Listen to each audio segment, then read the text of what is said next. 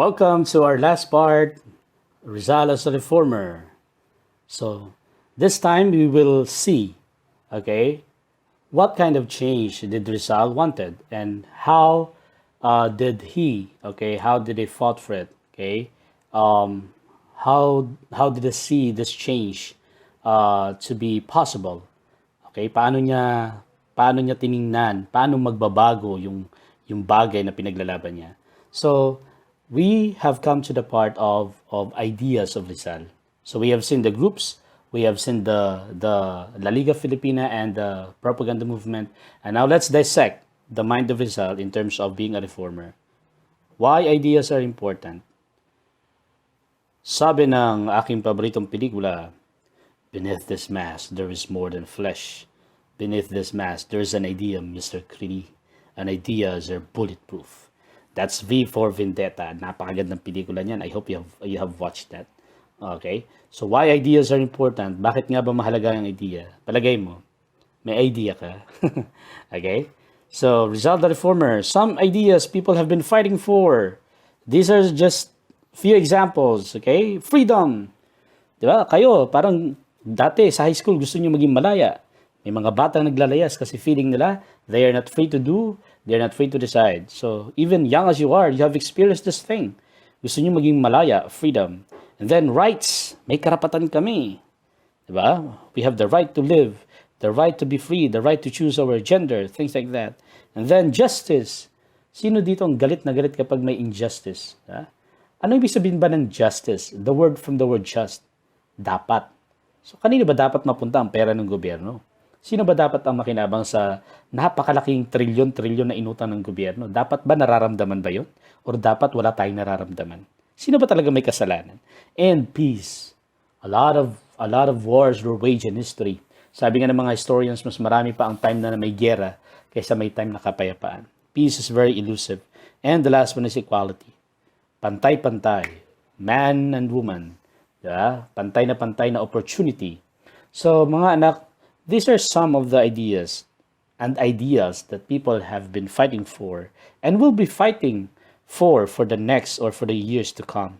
So kayo, naranasan niyo siguro yan, or kung hindi man sa ngayon, I hope that time will come that you would be fighting for these ideals. Ikaw, yes, ikaw na nakikinig, anong pinaglalaban mo? Or naranasan mo na ba na may pinaglaban ka? Not only for yourself, but for other people's welfare. So you are a reformer. So, ano ba yung paniniwala ni Rizal? Isa-isahin natin. Konti lang to. Rizal the Reformer, number one, he believes that you should have a sense of purpose. Ang sabi niya, it is a useless life that is not consecrated to a great ideal. It is like a stone wasted on the field without becoming a part of any edifice. Okay? So, grabe, no? Para kay Rizal, dapat may silbi ang buhay mo. This is quite understandable again because during that time, age of enlightenment, Socratic ang mga tao. Ano ibig sabihin ng Socratic? Di ba si Socrates, ang sabi niya, an unexamined life is not worth living. Kapag ikaw daw hindi mo alam ang purpose ng buhay mo, parang wala kang direksyon. And then, aside from having a sense of purpose as a reformer, gusto niya magbago mga bagay para may sense of purpose. Naniniwala si Rizal that he should fight for justice. Napatunayan na ni Rizal yan. College days pa lang UST. Kapag may mga nagdi-discriminate, pinaglalaban niya, nakikipagbasag ulo siya. Diba? And even in Europe, pinaglalaban niya yung mga tao. And sabi niya, there can be no tyrants where there are no slaves. Wala daw mang-aalipin kung walang magpapaalipin. Kaya, ang point dito, huwag tayong pumayag sa injustice. Ba't ka papayag na tapak-tapakan ka kung alam mo naman na hindi dapat? Yun ang point. Matutong sumunod, pero dapat mulat. Okay? Malay sa nangyayari. And then, the sense of purpose, sense of justice. Another belief of Rizal as a reformer, things that he would like to fight for is the genuine liberty. Kalayaan. Diba? Sabi niya, our liberty will not be secured at the sword's point. Very significant. He doesn't believe in sword, no? We must secure it by making ourselves worthy of it. And when the people reaches that height, God will provide a weapon. The idols will be shattered. Tyranny will crumble like a house of cards, and liberty will shine out like the first dawn. So again, naniniwala pa rin si Rizal na ang pagbabago ay hindi dapat maging marahas o madugo. And then, Rizal values history. Sabi niya, ang hindi marunong lumingon sa pinanggalingan ay hindi makakarating sa paroroonan. Sabi, ang hindi marunong lumingon sa pinanggalingan, may LBM. Okay, so, ang mga Filipinos, do you value history? Di ba? Binavalue ba natin ang kasaysayan natin? Alam ba natin kung sino tayo sa kasaysayan? Bakit napaka-toxic ng kultura ng Pilipino? Di ba? Bakit minsan ang mga Pilipinos or madalas, we are not proud na Pilipino tayo? Sometimes naman distorted yung Filipino pride. Makita natin, may dugo lang na 1/8 o 1/16 na dugo. Pilam agad. Ha? So, minsan, kakaiba na eh. So, but he believes na dapat alam ng tao, nating lahat, kung ano yung past natin. And of course, the last one. Matatouch kayo rito, promise. Rizal the Reformer believes that there's a hope of a good future. And alam niyo ba kung sino ang kanyang tiningnan na pag-asa? Kayo. Kayo ng mga nakikinig ng mga kabataan. Ang sabi niya, bukas magiging mamamayan tayo ng Pilipinas kung saan ang kapalaran niya ay magiging maganda sapagkat nasa mapagkalinga siyang mga kamay. At ang sabi niya pa sa El Filibusterismo, the closing statement by Padre Florentino, he is calling the youth as he throw the treasure sa pusod ng karagatan. Sabi niya, where are the youth who will consecrate their golden hours, their illusions, and their enthusiasm to the welfare of their native land? Mga anak, naniniwala si Rizal sa inyo na ang good future ay nakasalalay sa inyo. Kaya huwag kayong give up. Okay? Now, paano ang gusto ni Rizal na pagbabago? Okay? How to have a good life according to Rizal? Number 1, dapat malaya ang isang bansa. From feudalism, wherein there's a control of naghaharing uri or feudal class, there must be liberty. And make people as creators of wealth. Ibigay mo sa mga tao yung kakayanan, yung opportunity na makapag-create ng wealth. Meaning to say, bigyan mo sila ng negosyo, give them the opportunity to earn their living kasi hindi sila magiging slaves. And then, the next one is education. This is the heart of Rizal's reform, education. Kahit sa Noli, di ba, ang pinaglaban ni Ibarra ay pagtatayo ng school. He wanted education because he believes, just like during the time, remember, Age of Enlightenment, Renaissance, Age of Reason, education is the key para ang mga tao ay hindi maging ignorant. To be free from ignorance and irrationality. And the next one, bigyan mo ng trabaho, dignified work. Okay? Alam nyo naman, di ba, minsan, naramdaman nyo na ba na parang wala kayong silbi? Sa bahay, di ba, parang okay, wala akong ambag. Sa politika natin, mga discourse sa social media, anong ambag mo? So, pag walang ambag, pag walang tax, bawal namang i-alam. Things like that. So, yung dignity ng tao, very sensitive yan. Yeah? Pag natatapakan yung dignidad natin, parang kahit mahirap kami, may dignidad kami. Mga ganun. So, dignified work. Sabi ni Rizal, bigyan natin ng trabahong marangal ang mga Pilipino para masabing maganda ang buhay nila. And the last one, porke ba malaya? Porke ba may pinag-aralan at porke ba may trabaho? Okay, are this enough to form a country? Sabi ni Rizal, no. There must be a national community. Okay? There must be a unity. Parang La Liga Filipina.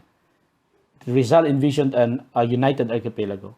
So, bigyan mo ng kalayaan, bigyan mo ng pag-aaral, education, bigyan mo ng trabaho, and then give them a sense of pride na sila ay kabilang sa community.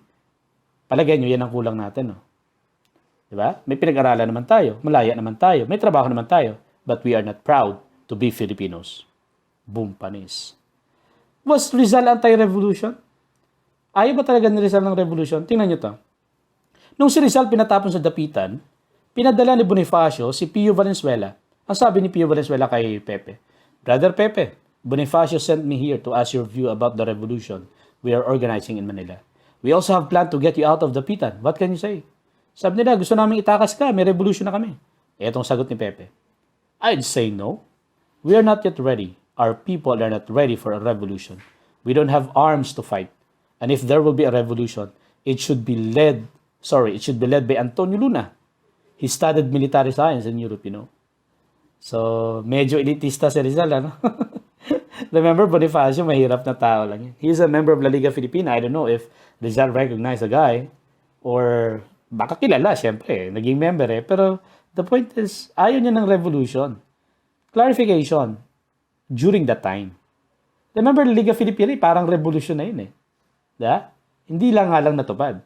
But then Bonifacio, upon his initiative, because Rizal was deported, siguro nakita na Bonifacio, pagpatuloy natin yung gusto ni Pepe. Pero gawin nating revolutionary, hindi na yung reforms. So sabi ni Rizal, wag muna, hindi pa tayo ready. And again, the reason was, he believes na, balikan natin yung previous slide natin kanina, education, trabaho na marangal, at kalayaan. And then give them a sense of community. So a sense of revolution for Rizal, wag muna, hindi tayo handa dyan. Pinakalang dalawang dahilan, paano mo lalabanan yung Spanish government? Wala kang sapat na armas. Remember, Rizal is a product of enlightenment. He went to Europe. He is familiar with how the states were formed through bloody revolution. Nakita niya yan, parang wag muna, hindi pa natin kaya yan. Okay? Anti-revolution na ba siya? Alam niyo ba pagkatapos nito, he volunteered to be a medical doctor in Cuba in the service of Spanish Army. Okay, nga lang. Ito, nagalit si kumpare Bonifacio. Sabi niya, toot! From what book did Rizal read that you need arms for a revolution to succeed? Siyempre, alam niyo si Rizal, wide reader. Sa libro na basa yan, Pepe. Kailangan lang natin puso. Para sa basketball, kahit napandak tayo, kahit na bulok ang sistema ng basketball, puso. Ayan, nananalo ba tayo? Ayan, sa Bonifacio. According to account yun, ni Teodoro Agoncillo. Now the question is, did he Rizal died as a reformer or did he die approving the revolution? Diba sabi niya sa No Limit Tangere, sa katawan ni Elias, I die without seeing dawn's light shining on my country. You who will see it, welcome it for me. Don't forget those who fell during the nighttime. O sa Tagalog, ako'y namatay na hindi nasisilayan ang araw sa aking bayan. Kayong mga buhay, salubungin nyo ito. Ngunit huwag nyo kaming kalimutan na namatay sa gitna ng gabi. So, I would like to leave that decision to you, or the choice of believing na si Rizal ba, reformer siya, up to the very last end.